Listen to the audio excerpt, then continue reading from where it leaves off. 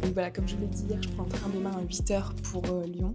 Donc aujourd'hui, j'ai pas mal de boulot. En même temps, il fait pas très beau, donc ça me dérange pas de passer la journée bloquée sur l'ordi.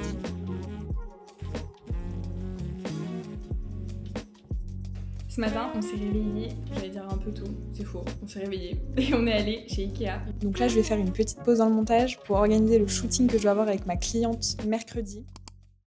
Bien le bonjour, j'espère que vous allez bien. Bienvenue dans ce nouveau vlog. Je vais avoir une semaine un peu mouvementée pour le coup. Enfin, il va se passer pas mal de petites choses, donc ça va être plutôt intéressant. Là, je sors de la douche, je suis toute propre, les cheveux nickel.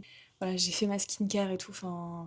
Trouvez-moi meilleure sensation que ça. Donc là, nous sommes dimanche soir, et pour le coup, moi, le dimanche soir, c'est vraiment le moment où je planifie ma semaine. Je me rends sur mon Google Agenda, tout bêtement, et je planifie tout. Alors évidemment, je garde quand même des petits moments de creux parce que rien n'est millimétré. Je sais pas si ça peut vous intéresser de voir un peu comment je m'organise. Je vais partir aussi en déplacement, donc je vais retourner à Lyon pour faire du contenu pour une cliente.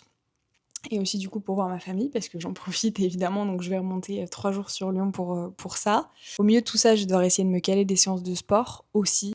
Du coup, sur Google Agenda, la semaine se présente comme ça. Donc là, globalement, je pars sur une semaine qui est complètement vide et le but, ça va être de remplir petit à petit. Donc là, typiquement, je prends le train mardi matin à 8h. Donc pareil, c'est des choses que je rajoute.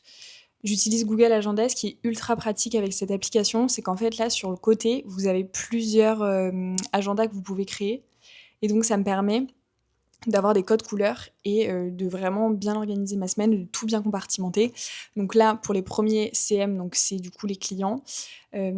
Ensuite, je note mes lectures parce que j'aime bien avoir un récap des lectures que j'ai pu faire, enfin des lectures que j'ai pu lire dans le mois. Après là, j'ai tout ce qui est en rose, c'est plus repos, me time. Et ensuite, ce qui est rouge, bordeaux, le sport. Et ce qui est vert, c'est YouTube. Je vais ajouter aussi donc le matin... mes séances de travail, sachant que je commence à travailler à peu près à 7h30 et je travaille jusqu'à midi environ. J'essaye de garder toujours la même organisation pour voilà, essayer de gagner du temps et être la plus productive possible surtout. Je vais remplir ça et on se retrouve après. Ouais, Monaco, il mène 47 là.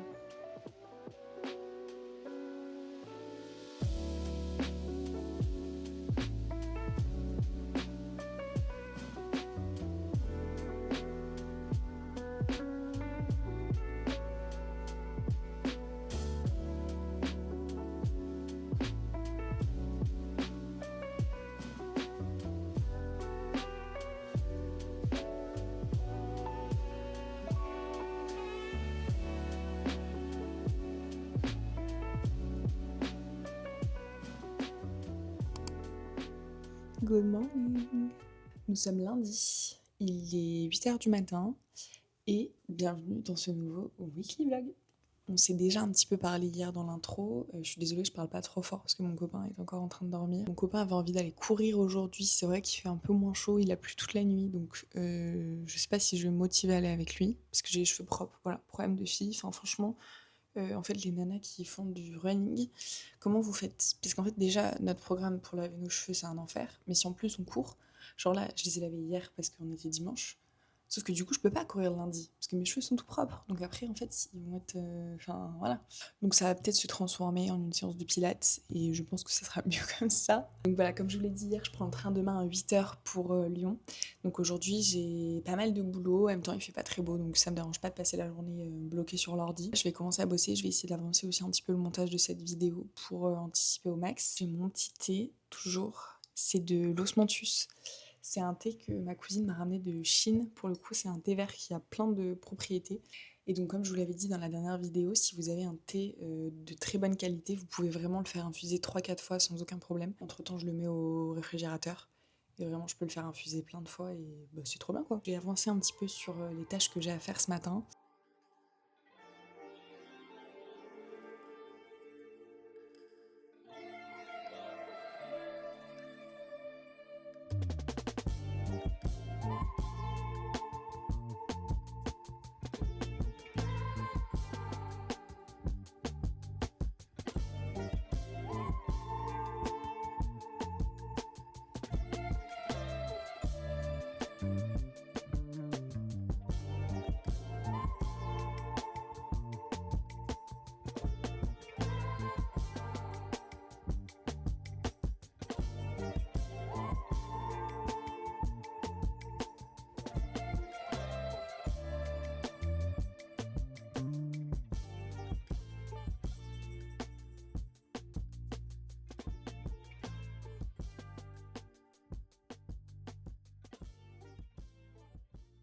Ce matin, on s'est réveillé, j'allais dire un peu tôt, c'est faux, on s'est réveillé et on est allé chez Ikea. Du coup, je vais vous montrer ce qu'on a pris, sachant que c'est un appartement meublé, donc on n'avait pas besoin d'énormément de choses.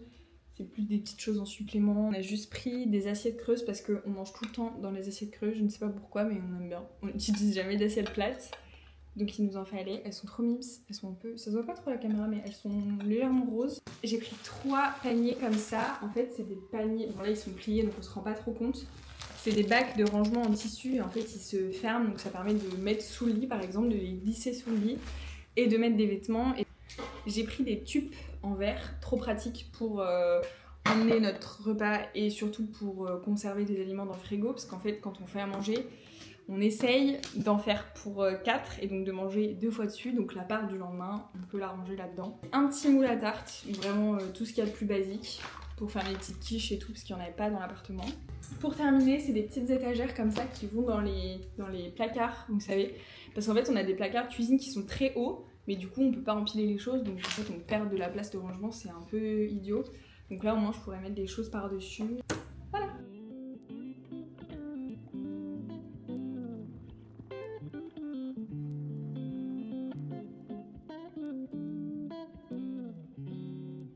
Décidément, vous allez croire que je passe la journée assise sur cette chaise de bureau, ce qui n'est pas très loin de la réalité. Faire du montage, ça me prend énormément de temps. En plus, j'ai un côté assez perfectionniste, donc des fois, je passe beaucoup de temps sur des petites tâches qui peuvent être très insignifiantes sur le résultat final du montage, mais qui pour moi sont très importantes sur le moment. Quand même, je suis allée un peu m'aérer l'esprit, prendre l'air, profiter du soleil, puisqu'il fait encore 25 degrés là chez nous. Donc là, je vais faire une petite pause dans le montage pour organiser le shooting que je dois avoir avec ma cliente mercredi. Globalement, je vais passer à peu près 2 heures, 2 heures et demie avec ma cliente. Le but, c'est d'optimiser mon temps au maximum. Donc en fait, à l'avance, je vais essayer de voir de quel contenu j'ai besoin. Et donc pour ça, je vais me faire des to-do lists de choses à filmer, par exemple. Faire un contenu sur tel produit, prendre telle photo, filmer telle vidéo. Il faut aussi que j'anticipe un peu le tournage de mes TikTok, étant donné que je serai en déplacement pendant 3 jours, je vais pas trop pouvoir en faire. Et après, en fait, il me reste plus qu'à faire le montage et à les poster. Mais après, ça, je peux le faire n'importe où une fois que la vidéo est filmée. Donc allons-y, c'est parti!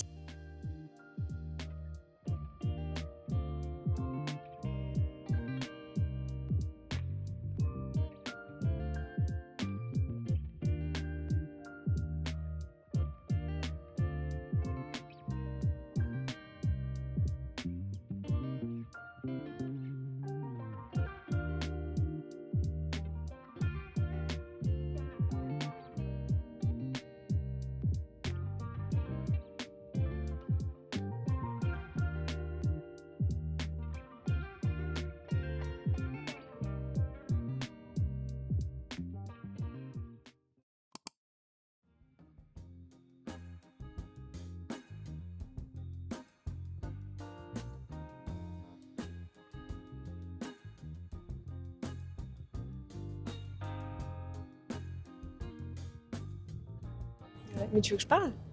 C'est gênant. Ça fait très longtemps que je vous ai pas repris parce que j'ai profité un petit peu de ma famille. On a fait un super repas hier, on a d'ailleurs très bien mangé. Mais du coup, je n'ai rien filmé. Et donc là, je reviens du rendez-vous avec ma cliente, justement. Donc il y avait un modèle ce matin puisqu'elle était en formation. J'ai pu filmer plein de contenus, on a fait énormément de choses. J'ai fait aussi beaucoup de photos. Cela dit, il y a un temps assez catastrophique ici, donc compliqué d'avoir une bonne luminosité. C'est tout, c'était un rendez-vous qui était trop sympa. J'y retourne aussi cet après-midi pour refaire du contenu parce qu'en fait, comme je vous le disais, je monte sur Lyon une fois par mois à peu près et je fais le contenu donc de ma cliente pour le mois qui arrive et comme ça me permet d'avancer après de mon côté et d'être complètement indépendante. Et puis voilà, c'est tout, là on va manger, je crois qu'on mange burger frites maison. Ça va être incroyable. Oh, j'avais le ventre qui gargouillait pendant toute la formation. Donc la modèle était en train d'essayer de se détendre. Et là, il y avait un espèce de crapaud dans mon estomac qui faisait un bruit, mais pas possible. C'était horrible. Donc on a préféré en rigoler, mais j'étais quand même un peu gênée. Allez, on arrive à la maison. C'est parti. Oh là. Waouh, j'ai carrément plus de voix. Je suis éclatée. Donc là, je vais pas tarder à aller me coucher. J'ai pas trop filmé pour le coup parce que comme je vous disais, j'ai profité un peu de ma famille. Posée dans le lit, vraiment c'est la sensation de rentrer chez ses parents et tout, c'est waouh, j'adore. Je suis sur la fin de Surtension de Olivier Norek et franchement j'adore. Je vais dire je passe un bon moment mais ça reste un roman policier donc bon, c'est un peu hard quand même mais c'est la fin de la trilogie du coup et vraiment j'adore en fait Olivier Norek, vraiment c'est vraiment un auteur, que j'apprécie beaucoup. Honnêtement, je vais pas plus parler que ça parce que je suis un peu satellisée là, un peu fatiguée donc demain je rentre, voilà, à ma maison, au soleil dans le sud parce qu'ici, il fait un froid de canard. On dort avec la couette et tout, horrible. Alors que là, mon copain, pour le coup, est dans le sud, il m'envoyait des photos, il faisait grand soleil, il allait à la plage et tout. Enfin, on dirait qu'on est même pas sur le même fuseau horaire, quoi. Bonne nuit, bisous.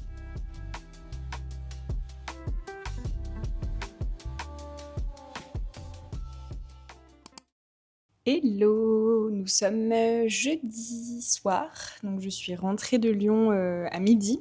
Donc là, j'étais en train de me poser sur le montage de la vidéo, pour le coup, pour essayer d'avancer un peu, même si demain, du coup, au programme, ça va être...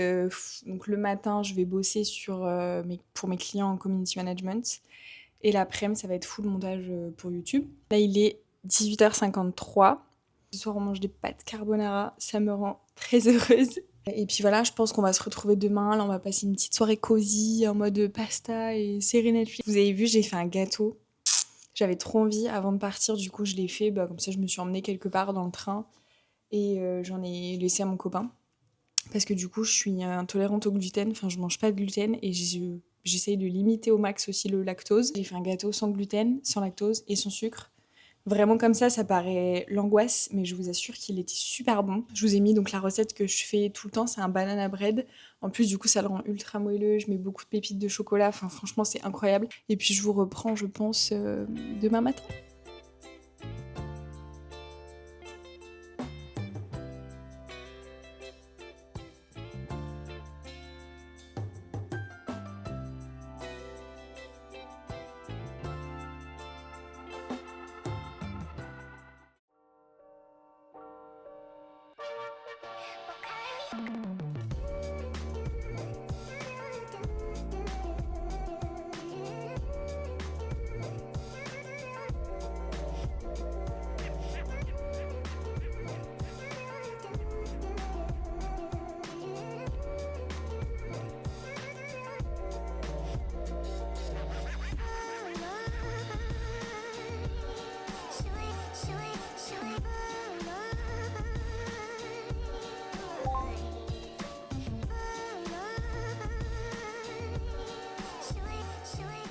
Bon, je sors juste de la douche. On revient d'un petit run là ce matin. C'était trop agréable. Je suis allée courir avec mon copain. Bon, il a été sympa parce il s'est mis à mon rythme. Normalement, il court un peu plus que moi quand même. Mais là, je suis plutôt fière de moi quand même parce que j'ai battu mon record. Surtout que vers chez nous, il y a pas mal de côtes. Donc il y avait un peu de dénivelé. Et j'ai pas du tout l'habitude de courir avec du dénivelé. Donc quand on n'a pas l'habitude, c'est quand même un peu compliqué. On a quasiment couru 5 km du coup. En plus, je suis en premier jour de règle, donc autant vous dire que j'avais le ventre en PLS.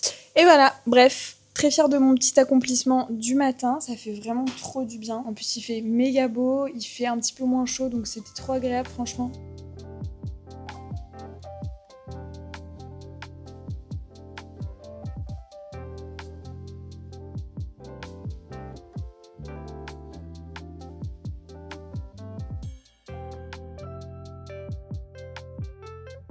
J'avais envie de faire un petit aparté dans cette vidéo pour vous parler de mon acné hormonal. Du coup, j'ai de l'acné hormonal depuis un peu plus de 2 ans maintenant. En fait, ça a été déclenché à la suite de la pose de mon stérilet hormonal. Voilà. Si on teste pas, on peut pas savoir si une contraception nous convient ou pas.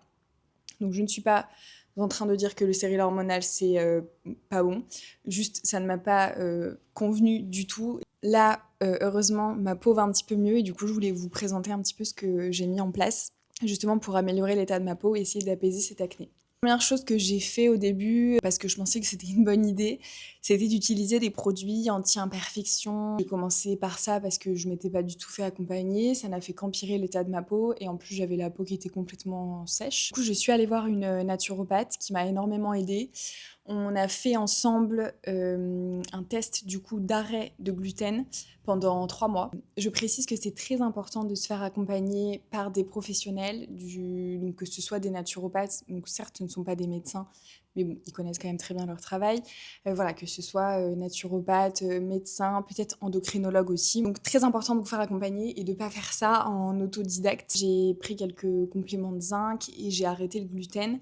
Ça a un petit peu amélioré l'état de ma peau. En tout cas, ça m'a pas fait disparaître mon acné. De toute façon, je tiens à préciser que je ne pense pas qu'il y ait de remède miracle. En fait, le but, c'est vraiment de venir apaiser cette acné.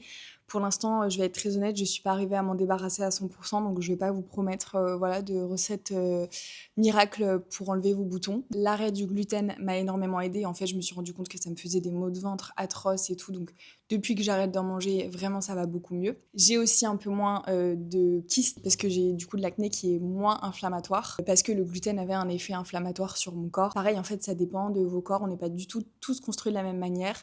Peut-être que voilà, chez moi, le gluten est très inflammatoire et que je suis intolérante, mais il y a d'autres personnes qui peuvent en manger tout le temps et à qui ça ne fait rien. Aussi, quelque chose de très idiot, mais qu'on vous dit très régulièrement quand vous avez des boutons, c'est de boire de l'eau. C'est très important pour vraiment pouvoir éliminer vos toxines. 1,5 litre, 2 litres par jour, c'est bien. Et aussi, vraiment faire du sport, trop important. Là, je sais que c'est quelque chose qu'on me disait aussi beaucoup. On m'avait conseillé de faire des sports cardio, justement pour pouvoir transpirer et vraiment éliminer les toxines. Donc, c'est quelque chose que j'essaye de mettre en place depuis que j'habite dans le sud. Voilà, vous l'avez vu, je me suis remis à la course. Je verrai si ça a un impact sur ma peau. En tout cas, je vous ferai des updates. Je vous tiendrai au courant. Utiliser des produits qui sont non comédogènes aussi, c'est quelque chose que pareil, j'ai modifié il y a quelques semaines dans ma routine. Je pourrais vous présenter un petit peu la skincare que j'utilise. On se rend pas compte, mais il y a beaucoup de marques qui vous vendent des produits anti-imperfection qui au final sont comédogènes. En fait, qu'est-ce qu'un produit comédogène? C'est un produit qui va venir boucher vos pores. Donc, si c'est un produit que vous rincez, par exemple une huile démaquillante ou un gel nettoyant, je dirais que l'impact est quand même moindre. Mais si c'est un produit comme un sérum, une crème solaire, les crèmes solaires sont souvent très comédogènes. En fait, c'est catastrophique pour votre peau, surtout quand vous avez de l'acné, parce que du coup, ça va vraiment venir boucher vos pores. Et donc, ça va ne faire qu'empirer, vous faire des points noirs, empirer votre acné. Le maquillage aussi, faites très attention, il y a beaucoup de produits qui sont comédogènes. J'utilise la crème teintée de chez Caudalie qui est non comédogène et qui est très bien, mais c'est pas aussi couvrant qu'un fond de teint, donc on voit quand même mes imperfections. Alors, il y a un petit remède de grand-mère que j'ai essayé pendant 2-3 mois et j'ai vu quand même une amélioration sur ma peau. C'est de boire du thé à la menthe, donc de la menthe verte. Donc déjà, le thé vert a des grosses propriétés antioxydantes, donc très bon pour la peau. En plus, voilà, justement, ça va venir un petit peu calmer l'inflammation. Vous pouvez soit prendre des tisanes ou du thé à la menthe verte. J'en prenais à peu près 2 fois par jour, donc entre thé et tisane. Ensuite, c'est très important, donc comme je disais, de se faire accompagner par des professionnels. Personnellement, je n'ai pas un médecin qui a été très, à l'écoute. Alors, je ne suis pas là pour blâmer les professionnels de santé, hein. Loin de là, ils font un travail incroyable et c'est pas du tout mon objectif. On sous-estime un peu l'impact que ça peut avoir sur nous. Moi, je sais que je suis quand même assez coquette, j'aime bien prendre soin de moi. Je travaillais dans le commerce, donc je suis constamment en contact avec des clients. J'avais des kystes énormes, enfin, j'avais le menton qui était complètement défiguré et en fait, je le voyais que mes clients, en fait, ne me regardaient pas et regardaient mes boutons, ce qui est normal. Genre, je peux pas leur en vouloir, c'est au milieu de mon visage, on ne voit que ça. Mais j'avais un médecin qui me comprenait pas du tout. Il m'a donné une pilule contraceptive alors que c'est pas du tout mon objectif en fait. Vraiment là, mon combat, c'est d'essayer de trouver la cause profonde de mon acné et de le réduire ou de le stopper de façon naturelle et pas en prenant une pilule contraceptive ou un médicament, un antibiotique. Et donc là, justement, comme je disais, ce serait bien que je pense que j'aille voir un endocrinologue. Pour l'instant, c'est les petits tips, les petites choses que je mets en place dans mon quotidien pour essayer d'apaiser un petit peu mon acné. Le but, c'est ça, et c'est aussi un petit peu le thème de ma vidéo, parce que c'est donc 2 mois pour réguler mon système nerveux. Mais ça vient aussi, voilà, justement pour un petit peu déstresser, parce que le stress aussi est un gros facteur d'acné.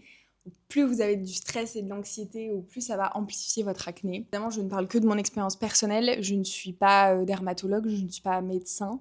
Je vous donne simplement les petits tips que j'ai mis en place. Et là, je ne sais pas si on va voir, hein, j'ai encore un petit peu de boutons forcément, mais franchement, comparé à ce que j'avais il y a quelques mois. Voilà pour cette petite aparté acné hormonale. Vraiment, on a une météo de dingue en ce moment dans le sud. C'est juste trop agréable. Bah, vous l'avez vu ce matin, on a fait notre petit run avec mon copain. Grand soleil, vue sur la mer et tout. J'ai l'impression que depuis que je suis ici, j'ai beaucoup moins d'anxiété et surtout je suis beaucoup plus productive. Vivre dans le sud, c'était un rêve que j'avais depuis que j'étais petite. Et là voilà, c'est un peu un rêve qui se réalise, on peut le dire.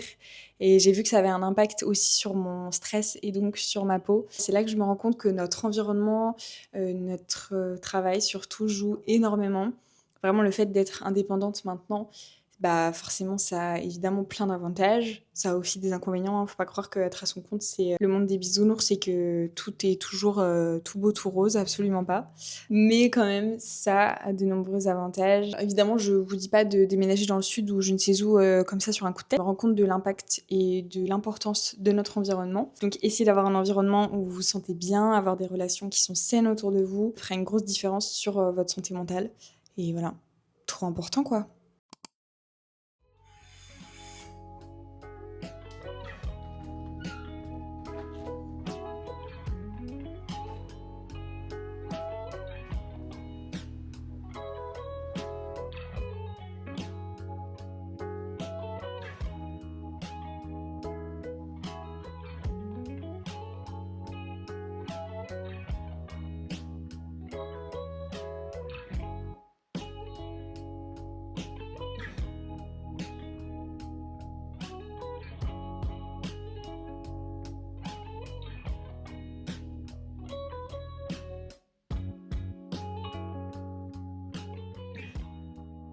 On allait faire quelques emplettes ce matin, du coup je vais vous montrer. On est allé chez Cultura. Premièrement, j'ai pris un livre un peu type développement personnel, gestion de business. C'est donc la 25e heure, comment travailler 1 heure de moins par jour et profiter de cette heure justement pour faire des choses qui nous plaisent et être plus productifs. Ça présente plein de méthodes d'organisation, même de personnes qui sont très connues pour voir un petit peu comment elles s'organisent dans leur quotidien. Et ensuite, j'ai pris le tome 2. Donc Immortality Love Story de Dana Schwartz. C'est vraiment trop beau, je suis contente. Ça faisait super longtemps que je le voulais et que je le trouvais pas.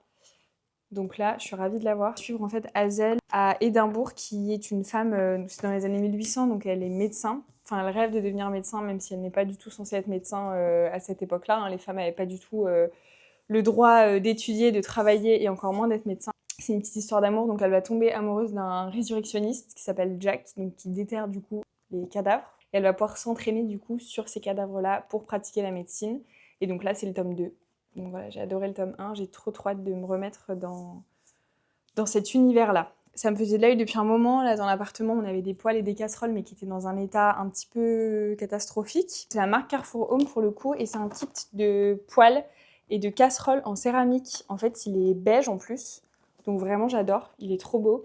Et pour le coup, comme c'est un revêtement céramique, vous n'avez pas de pie-face comme vous pouvez avoir dans les poêles en téflon.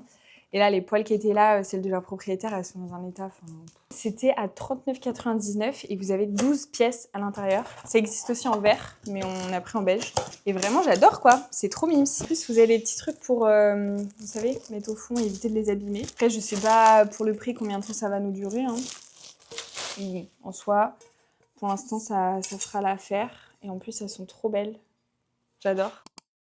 Dans cette série de vidéos, je vous parle un petit peu de mes conseils pour réguler mon stress et être un peu plus apaisée dans mon quotidien. Et une des premières sources de stress, je pense, pour de nombreux foyers, c'est l'argent et la gestion de votre budget de manière générale. Donc j'avais envie d'intégrer ça aussi dans cette vidéo pour vous présenter un petit peu comment j'ai fait, sachant que je pars de zéro, littéralement. Je n'avais aucune éducation financière. C'est quelque chose que j'ai mis en place depuis janvier et donc j'utilise un tableau, tout simplement. Moi, j'utilise Google Sheet, mais ça peut marcher aussi pour Excel, qui fait donc un récapitulatif de toutes vos dépenses. Petite créatrice, en fait, qui fait que des templates de Google Sheet pour de la gestion budgétaire, gestion des menus de la semaine, etc. Donc je vous mettrai tout en description sur sa boutique Etsy. Franchement, ça coûte pas très cher et moi, ça m'a littéralement changé la vie parce que sans ça, j'arrivais pas du tout à gérer mon argent. Ça vous permet d'avoir un suivi de vos dépenses et ensuite, ça vous permet aussi d'avoir donc vos dépenses fixes et vos dépenses variables. Et donc moi, ce que je fais, c'est que donc au fil du mois, je note tout le suivi de mes dépenses. Mes dépenses fixes et mes dépenses variables, je me les fais à la fin du mois. Par exemple, là, on est fin septembre, je vais le faire pour le mois d'octobre. Moi, ça m'a permis aussi de mettre plus d'argent de côté puisque avant j'arrivais pas du tout à épargner. Aussi, ce qui est important pour pouvoir épargner, c'est de vous fixer des objectifs parce que si vous épargnez et que vous savez pas trop pourquoi vous le faites, c'est toujours un peu compliqué alors que c'est un peu le système de l'âne et la carotte quoi. Voilà, faut vous mettre une petite carotte et comme ça vous permet d'avoir vraiment quelque chose de visuel et de vous dire ok bah là je mets de l'argent de côté pour m'acheter une voiture, là je mets de l'argent de côté pour un apport, pour investir dans l'immobilier par exemple. Ça vous permet de vous rendre compte aussi du nombre d'abonnements que vous avez parce qu'on se rend pas compte, et moi la première du coup avec mon activité professionnelle j'ai énormément d'abonnements. Google, Canva, Notion, Netflix, la salle de sport, une application que vous vous servez plus depuis 10 ans. Peut-être de vous rendre compte aussi que vous payez beaucoup trop cher votre forfait de téléphone et que ça ne sert à rien de payer 35 € un forfait de téléphone. Donc n'hésitez pas à aller voir dans la description le lien. C'est pas du tout un lien affilié ou quoi, hein. C'est vraiment un partage pur et dur d'un outil dont je me sers au quotidien et qui m'aide énormément. Après, vous avez une méthode aussi qui est très connue, qui est le 50-30-20. Globalement, 50% de votre salaire qui doit être parti dans vos dépenses fixes, donc les choses qui ne bougent pas et qui sont nécessaires à votre survie, entre guillemets.